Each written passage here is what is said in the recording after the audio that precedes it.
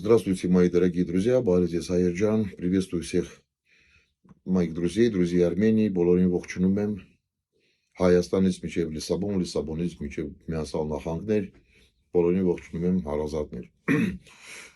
Сегодня я хочу поднять несколько тем. Эта тема будет касаться в том числе и ситуации в Армении, в регионе, ряд вопросов, касающихся сегодня процессов, происходящих в мире. Но еще несколько тем по ходу мы будем говорить. Итак, первое о том, что 16 февраля на своем подкасте российский пропагандист Мардан и Багдасаров призвали осуществить переворот в республике Армения и считают, что это необходимо сделать. Дальше я дам разъяснение, что я думаю по этому поводу. Итак, значит, первый ролик будет длиться 21 секунду. Поехали, смотрим. В прошлом году посетил Анкару, встречался с Эрдоганом и так далее. По возвращении оттуда было объявлено, что Россия планирует государственный переворот в Армении, а финансирует это все, знаете кто? В том числе РЖД России. Да что планировать? Там этот переворот давным-давно там нужно было провести. А не планировать. Ну, итак, вы увидели.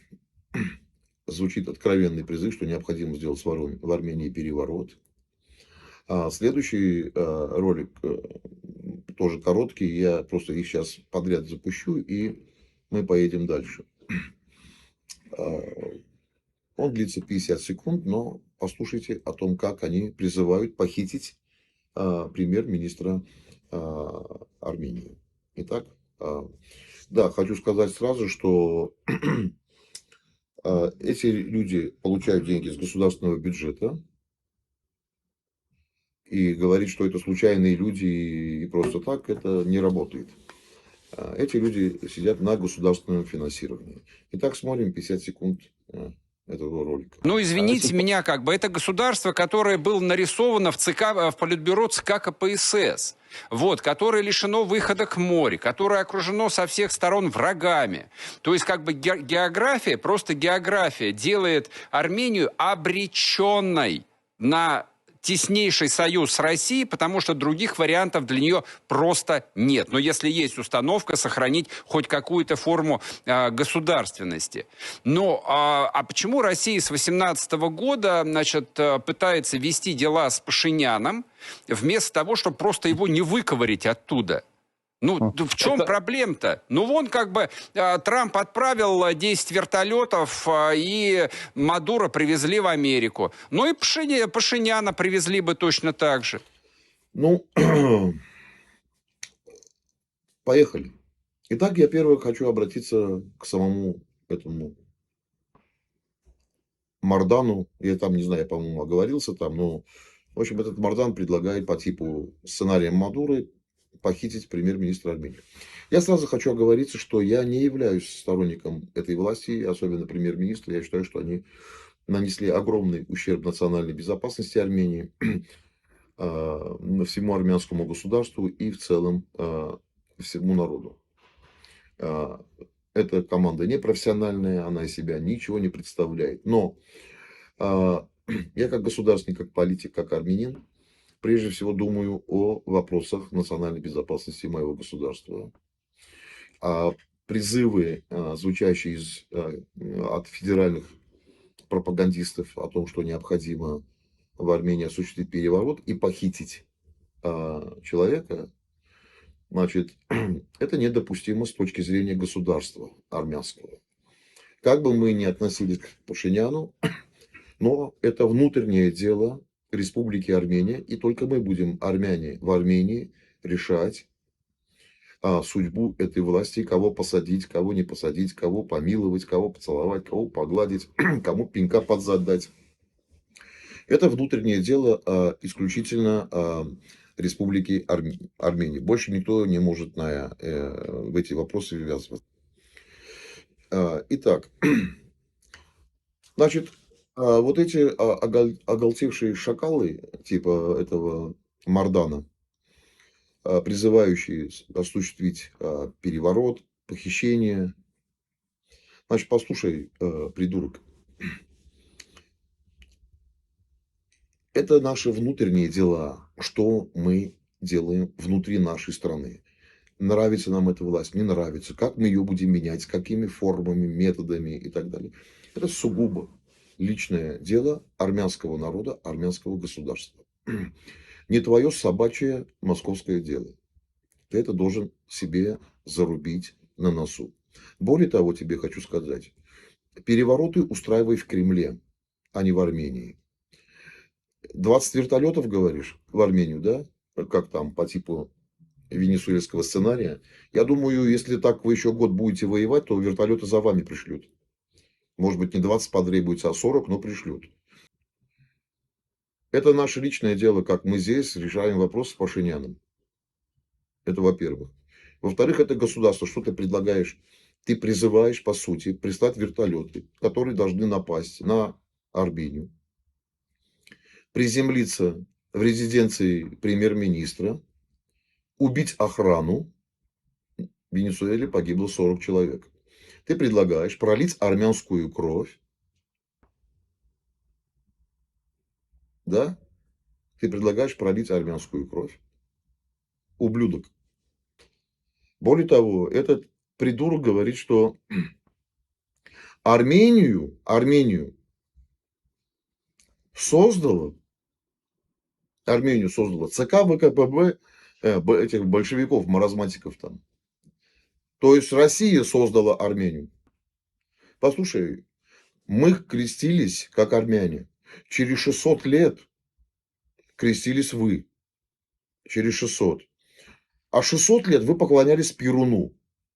Палки, выстроганного из дерева чучела. Пока мы приняли христианство, и уже у нас были церкви, и мы молились в церквях, вы в лаптях головой об пол бились там. Придурок, у тебя не было ни письменности, ничего.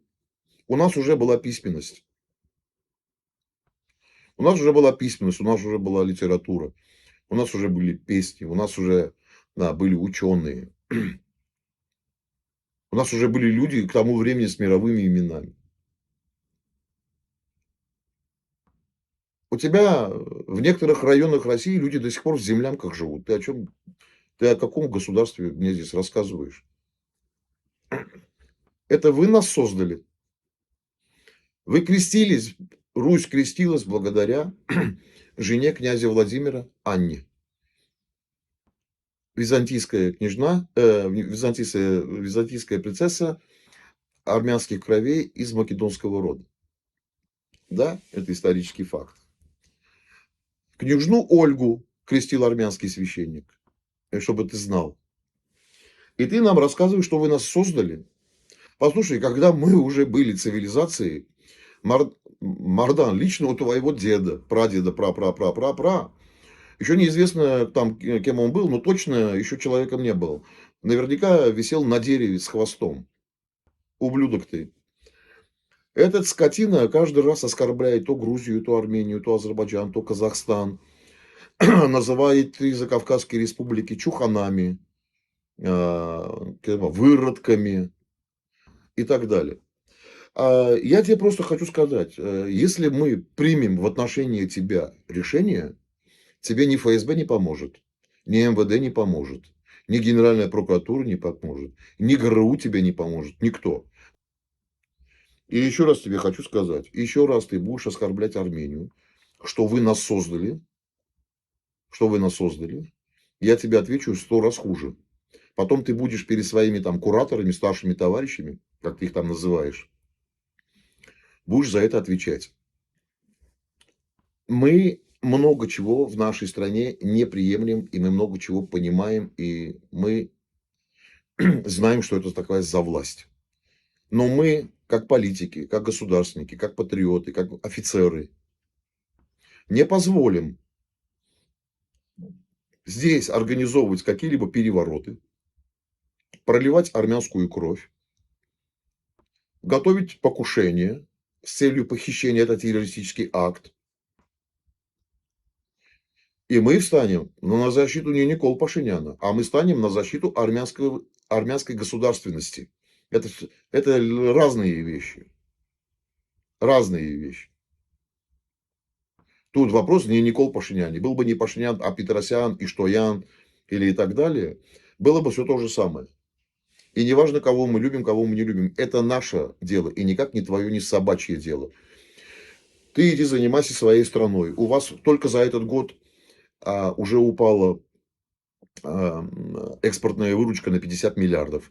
Импорт упал на 20%. Это потому, что покупательской способности в России нет. Народ нищает. В одной Москве вы закрыли несколько сот ресторанов, несколько сот кафешек. Магазины закрываются, малый бизнес умирает, самозанятые задыхаются. Понял? Это вы так страну построили, дебилы, с такими ресурсами, в такой нищете жить. И так людей 30 лет заставлять их мучиться. 30 лет они мучаются, эти несчастные люди. Превратили их, не знаю, в инструмент вашей пропаганды. Вы спутали пропаганду с взращиванием ненависти. Вы неудачники, лузеры. Вы с такими ресурсами с 90-х годов вы должны были бы стать самой богатой, могущественной, технологически развитой страной.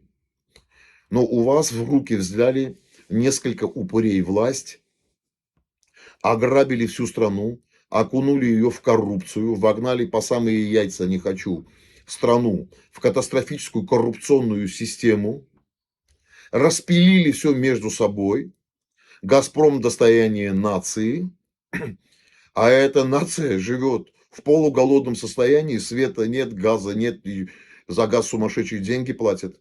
Европейцы платят меньше, чем россияне за ваш газ платили. Это ты рассказываешь кому про государство? Вы не в состоянии государство построить. Благовещенский, на Новый год у вас люди выбегают на улицу, чтобы посмотреть салют на китайской стороне. И хоть немножко почувствовать себя счастливыми в этот момент, увидеть величайший фейерверк там для них это. Вы окунули людей в такие нечеловеческие условия выживаемости. И ты тут нам рассказываешь, кто кого создал.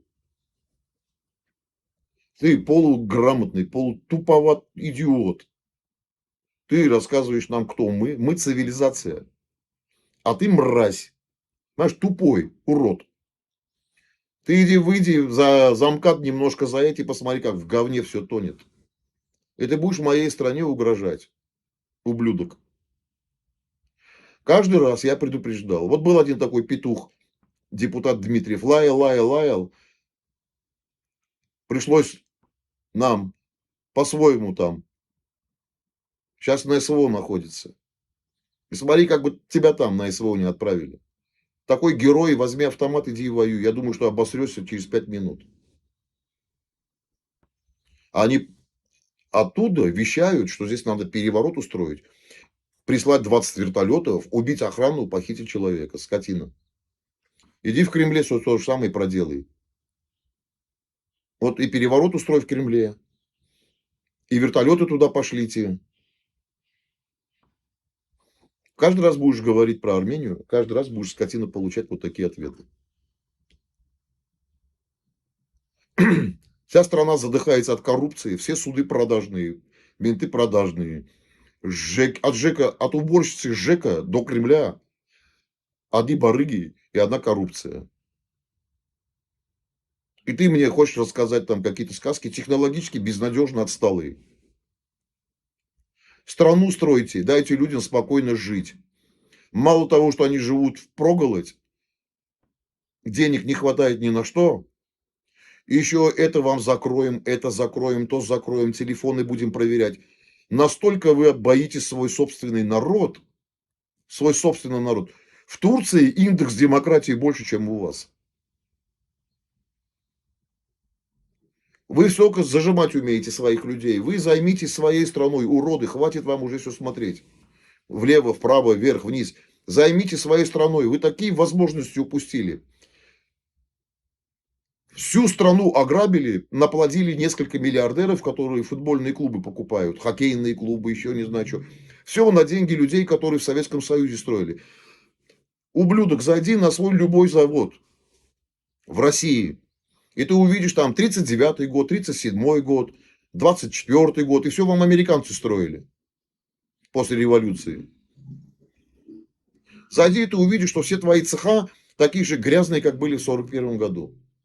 И ничего нового вы не построили. Все, что построил советский народ, те же армяне, грузины, казахи, киргизы, таджики, узбеки, туркмены, молдаване, прибалты, азербайджанцы.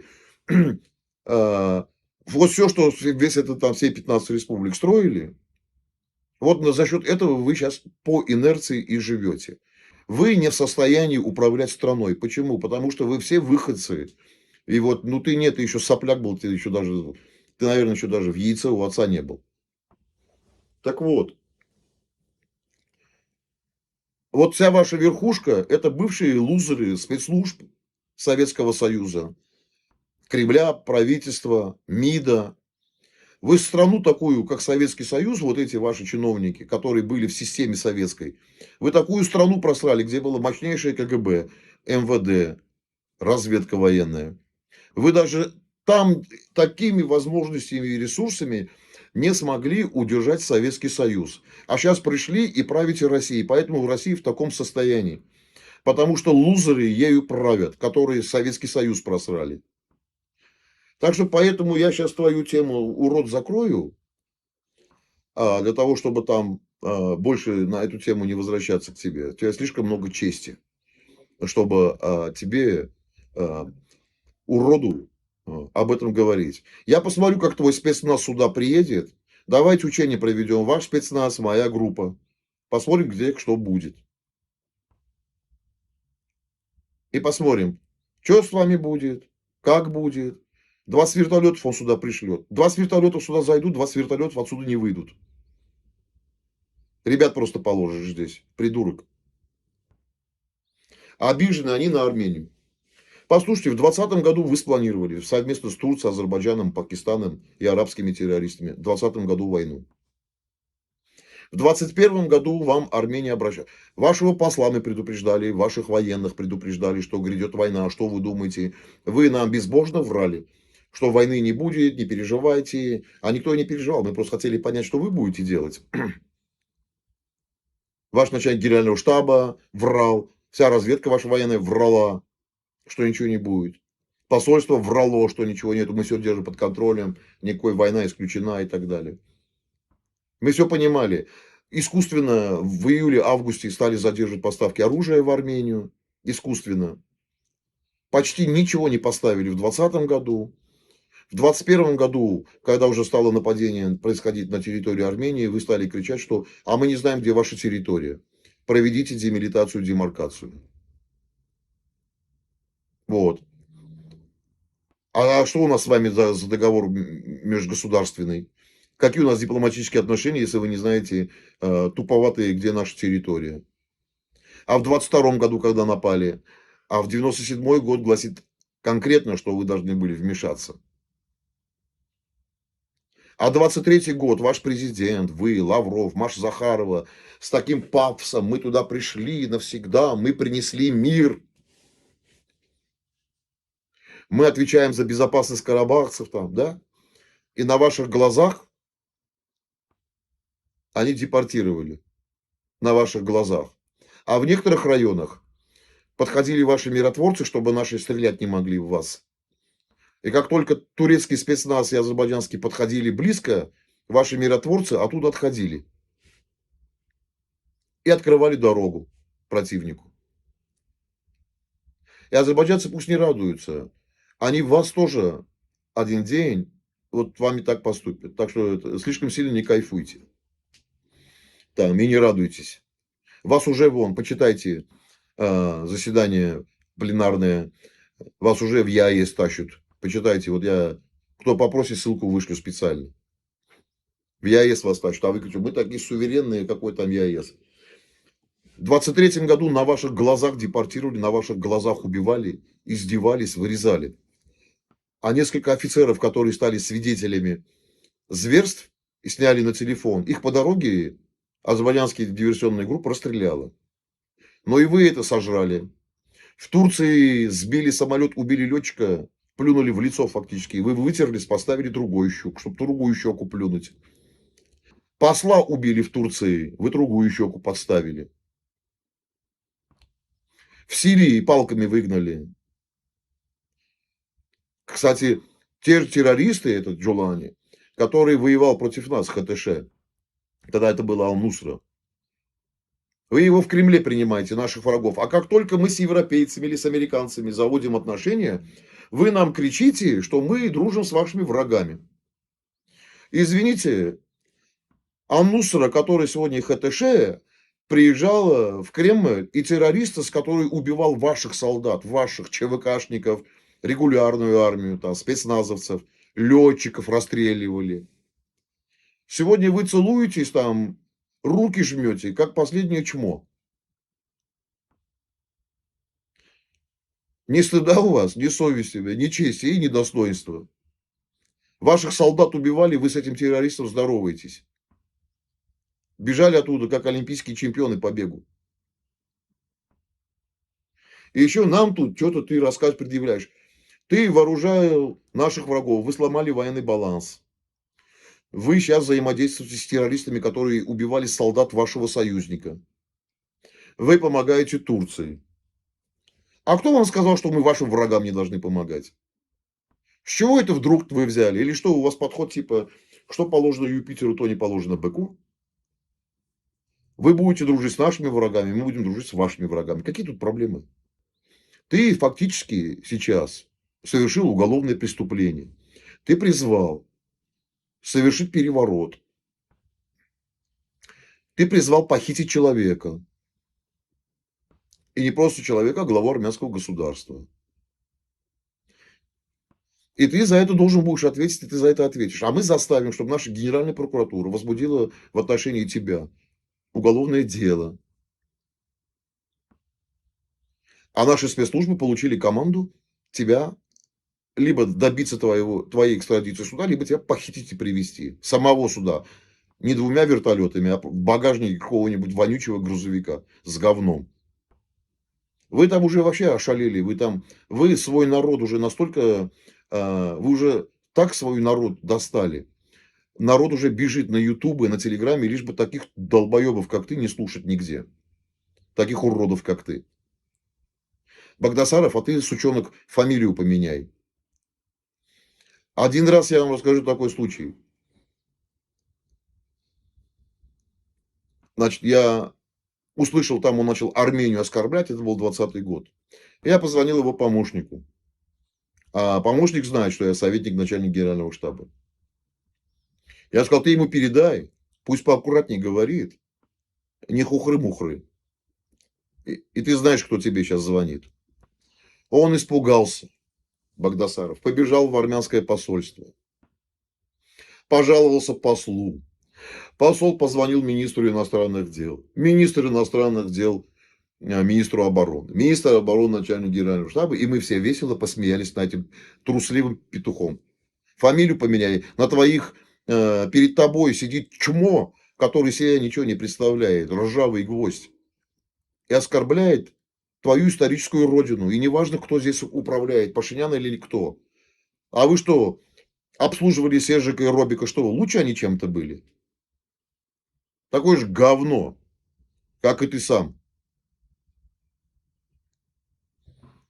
Коррупционеров привыкли обслуживать, бабки оттуда получали, как Затулин. Мы что, думаете, не знаем, как эта старая власть вас тоже кормила? Кормушку срезали. Азербайджанцы там Дугина перестали кормить, и других перестали кормить, Визбургский клуб перестали кормить. Ну что, поматросили азербайджанцы их и бросили. Использовали их до войны и после войны. Дугина, который деньги получил. Сейчас он бежит, везде жалуется, что азербайджанцы нас кинули. Ну, тебя использовали как одноразовую резину. И выбросили. Сейчас идешь, везде жалуешься. Вот вы там все, то Марковы, Гусманы, Шмуйсаны, Херусманы, Петусманы и так далее. Ваша суть – это бабло. Бабло, у вас бабло в глазах. И этот несчастный русский народ, над которым вы там издеваетесь, измываетесь. В один день проснется, блядь, и вот он сам на эти ваши 20 вертолетов сядет, и вас их погонит куда-нибудь там, я не знаю, на Аляску к Трампу или там к американцам. Вы там будете жить и валяться. Ваши же деньги все там. Ален, вот Ален Симонян должен услышать. Ты там давал интервью на телеканале «Дождь». Вот смотри, вы все им прощаете. И говоришь, убили чеченскую девушку. И говоришь, нам это неприятно. И говоришь, нам это неприятно. В Армении убили девушку, которая бежала из Чечни. Значит, Ашайт Беймуратова, которую убили, бежала от насилия из Чечни. Вот. И ты говоришь, да, нам неприятно, что такое. Неприятно? Ален, ты серьезно говоришь неприятно? Я же говорю, вы ничего, Ален, ни ты, ни Пашинян, вы ничего не понимаете в системе национальной безопасности вообще. Послушай, во-первых, это был плевок МВД в лицо. Это был плевок нашей контрразведки и армянской власти и государства. Это говорит о том, что в МВД сидят профаны, непрофессионалы. Когда человек, и ваша система не работает, когда человек приходит, дает заявление, что ему в этой стране, в той стране угрожали, или неважно в какой стране X, угрожали, и он прибыл в Армению, просит помощи, и вы эту помощь предоставляете, а тем более зная, что это Чечня, и что там может быть, там прийти, приехать, убить, уехать, это вообще не вопрос, убить. Убить просто не вопрос. Они в Москве под носом у людей воруют, людей вывозят. Менты стоят как обосранные и молчат. Итак, ты знаешь, что человеку грозит опасность. И вы систему не продумали, у вас нет системы. Вы самотечные ребята, вы не профессионалы. Вы за 7 лет так и не стали политиками. Как были детский сад, Мангапартес, так и остались. И говоришь на этом канале, нам было неприятно. Это угроза национальной безопасности. МВД не сработало, СМБ не сработало. Нужно было взять эту девушку, вывести из центра Еревана, поселить, дать ей охрану и сказать, что месяц-два у тебя карантин. Мы должны понять, кто, что, чего, и искать следы выхода и так далее. Ограничить ее общение. Общение только под контролем, чтобы офицер безопасности знал, кто может звонить и затягивает ли ее. А после этого, как вы услышали разговор, как ее подружка говорит, пойдем погуляем, выпускаете ее, она идет гуляет, следом наружное наблюдение за ней работает, приходите и берете всех. Вы ничего такого не знали, потому что вы вообще не знаете, что такое оперативная работа. Вы даете гарантию людям, но гарантировать их безопасность не в состоянии. Это позор, это плевок всем армянским службам. Всем. Это позор. А теперь слушай, что я тебе скажу, что нужно сделать. Никто вам его не выдаст. Никто вам его не выдаст. Соответственно, нужно приговорить его здесь, потребовать экстрадиции, как положено. И если его не будут выдавать, найти и уничтожить. На любой территории. Это будет Россия, Арабские Эмираты или еще где-то. Найти и красиво уничтожить. А желательно, чтобы это было понятно, откуда прилетело. Чтобы начали бояться и уважать. Потому что завтра, если вы сегодня это допустите, завтра они придут за вами.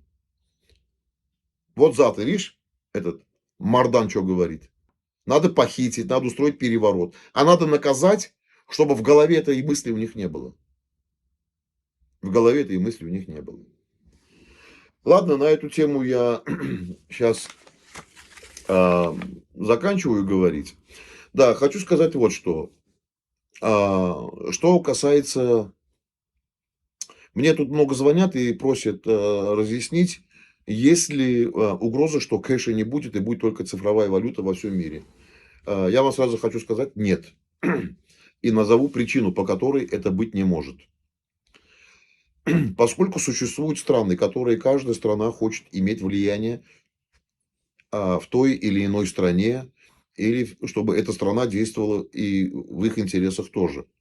Соответственно, это люди. Соответственно, это агентура. Начнем пока с нее.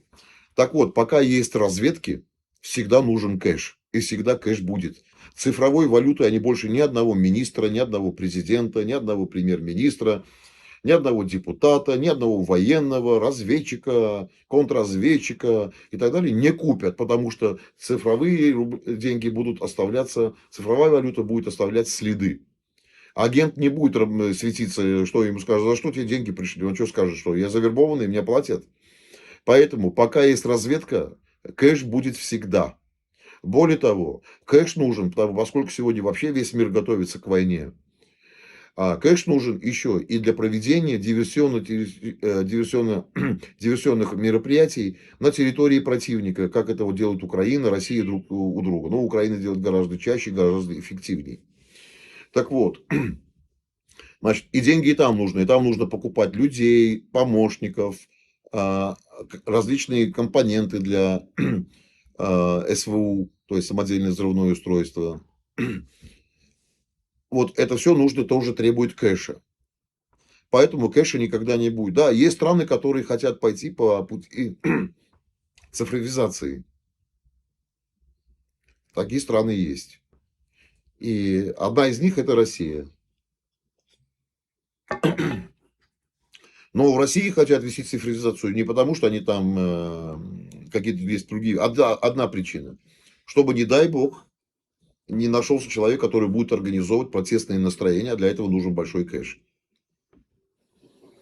Убирая кэш, Россия нейтрализует возможные митинги, восстания и так далее, которые вот, они фактически на плаву уже, это уже все вот, видно. Если война еще год в России с Украиной продлится, или чуть больше года, я вам гарантирую такой же итог, как Советского Союза с Россией будет. При том, что Россия безнадежно технологически отстала в этом направлении. Так вот, не будет, еще раз хочу сказать, пока существуют разведки, пока вербуются люди, пока нужна агентура влияния в разных странах мира на всех уровнях. Простые люди, чиновники, граждане, ученые, депутаты, дипломаты, премьер-министры, их помощники, их советники, генералы и так далее. Разведки, контрразведки. Вот пока этих людей вербуют, каждая страна вербует ее в своей стране, никакой цифровой валюты окончательно в мир не перейдет. Иначе никто не сумеет никого завербовать и купить. Цифровой валютой, которая будет находиться под контролем и будет видно все, вербовать невозможно. Вот так. Ну и сейчас я хотел бы в конце поговорить об одном интервью на украинском канале. Значит, меня это интервью, оно особо сильно не задело. Ну, а можно сказать, что вообще не задело. Но я просто хочу подчеркнуть уровень, как вам сказать, уровень профессоров наших соседей. А наши соседи это нечто оригинальное, особенно их ученые, да? Вот, значит, это Daily Европа, да, канал у Михаила вот был, значит, Нами Калиев, профессор, доктор юридических наук, дипломат. И что он говорит?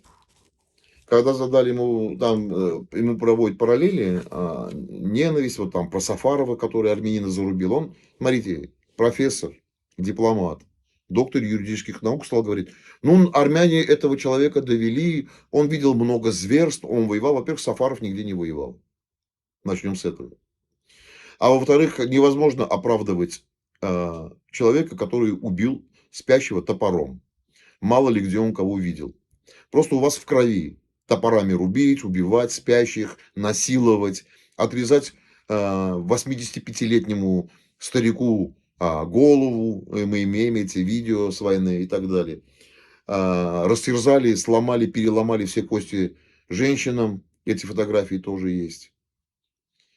Да, и который говорит, что армяне могут возвращаться в Карабах только те, которые там родились.